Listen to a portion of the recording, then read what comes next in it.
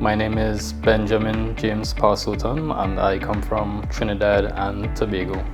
I study the Advanced Diploma in Air Conditioning and Refrigeration.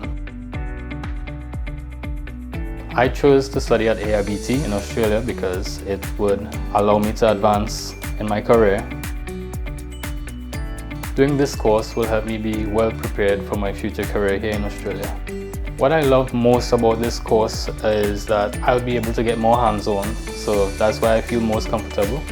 I feel like a great achievement when I can be able to repair something, troubleshoot something, having installed something and have it working and be able to just witness my creation.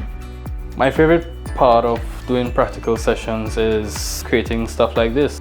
This is a section of the refrigeration systems. Here we have length of copper tubing with high pressure gauge and a high pressure switch. Right now, as you can see, it's held under nitrogen pressure, so it's actually pressurized right now.